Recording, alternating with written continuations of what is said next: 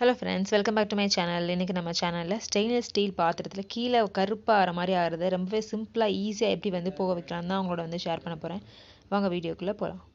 இப்போ என்ன பண்ணனும், ஒரு பெரிய பாத்திரம் எடுத்துக்கலாம். அதுல தண்ணி வச்சிட்டு எந்த பாத்திரம் நீங்க அந்த வாஷ் பண்ண போறீங்களோ அதை நம்ம தண்ணிக்குள்ள முங்குற அளவு போடணும். அதுல கொஞ்சம் போல புளி நான் ஊற வச்சதை அதுல போட்டுக்கிறேன். போட்டுட்டு அந்த எந்த பாத்திரம் வைக்கிறோமோ அது நல்லா அது தண்ணிக்குள்ளே முங்கணும். கொஞ்சம் தண்ணி அது உள்ளேயும் ஊற்றி விட்டுக்கலாம். ஸோ அந்த கருப்பாக இருக்கிறதும் ஈஸியாக போயிடும். முங்குற மாதிரி நம்ம வச்சிடலாம். வச்சுட்டு அப்போ அளவுன்னு பார்த்தீங்கன்னா நான் எந்த அளவு போட்டேன்னு உங்களுக்கு காமிக்கிறேன். ஊற வச்சு போட்ட அளவு எவ்வளோனா இந்த மாதிரி ஒரு துண்டு அளவு போட்டுக்கலாம். இது நிறைய பாத்திரமும் நம்ம இதை எடுத்ததுக்கப்புறம் வேறு பாத்திரமும் அதில் கொதிக்க விடுறதுக்கு யூஸ் பண்ணிக்கலாம். அதனால் நமக்கு அது வேஸ்ட் ஆகாது. 2-3 தடவை பண்ணிக்கலாம். நல்லா அது கொதிச்சிடணும். கொதித்த பிறகு நான் ஆஃப் பண்ணிக்கிறேன். ஆஃப் பண்ணதுக்கப்புறம் தண்ணியிலே நம்ம அப்படியே விட்டுறணும். ஸ்டீல் பாத்திரம்னால அது ஒன்றுமே ஆகாது, புளியில் ஊறினா கூட. அதனால் நீங்கள் ஒன்றும் ஒரி பண்ண வேணாம். இப்போ அடுத்த நாள் உங்களுக்கு காமிக்கிறேன். நான் முதல் நாள் நைட்டு போட்டேன். அடுத்த நாள் ஒரு மார்னிங் போல் ஒரு 11 o'clock கிட்ட காமிக்கிறேன். தண்ணியில் ஊறி நல்லா எடுக்கிறக்கே சொரனாலே லைட்டாக வர மாதிரி இருக்குது.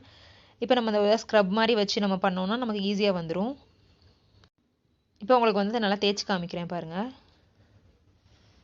கம்பியில் பண்ணுறப்பே கொஞ்சம் வந்துடும் ஈஸியாக.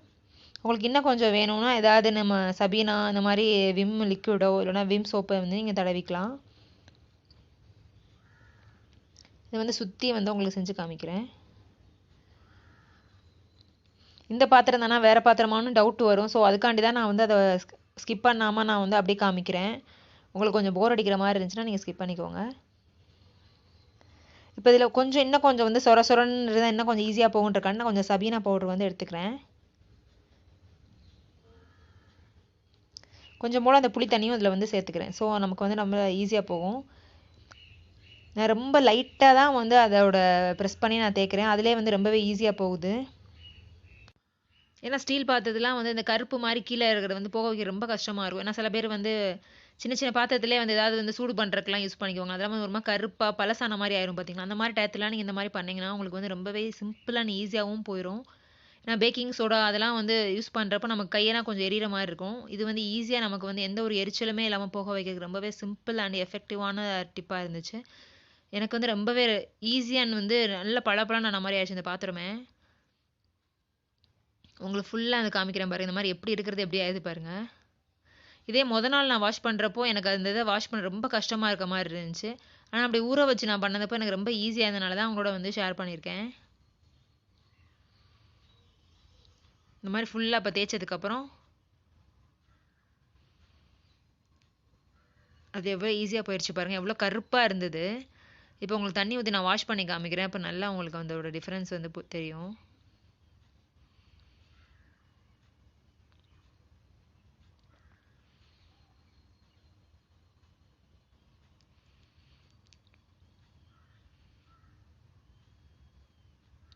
உள்ளுக்குள்ளேயும் கொஞ்சம் லைட்டாக கருப்பாக இருக்க மாதிரி இருக்குது பாருங்கள். அதையும் அந்த சபீனா தொட்டு நான் தடவிக்கிறேன்.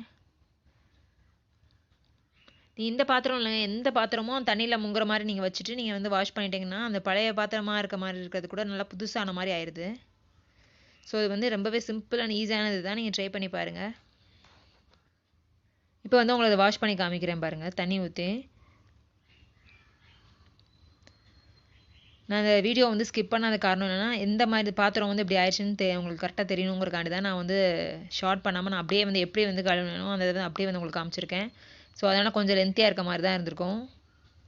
ஃபஸ்ட்டு நான் காமிக்கிறப்ப அது எப்படி இருந்துச்சு பாருங்கள். கருன்னு அப்படியே எவ்வளோ புதுசான மாதிரி ஆயிடுச்சு. இப்போ மிச்சம் அந்த புளித்தண்ணி என்ன பண்ணணும்னா திரும்ப சின்ன சின்ன பாத்திரம்லாம் நம்ம அதில் இதே மாதிரி கொதிக்க விட்டு பண்ணலாம். எனக்கு அது பெரிய பாத்திரம் போடுறதுனால குட்டி பாத்திரம்லாம் போட முடியல.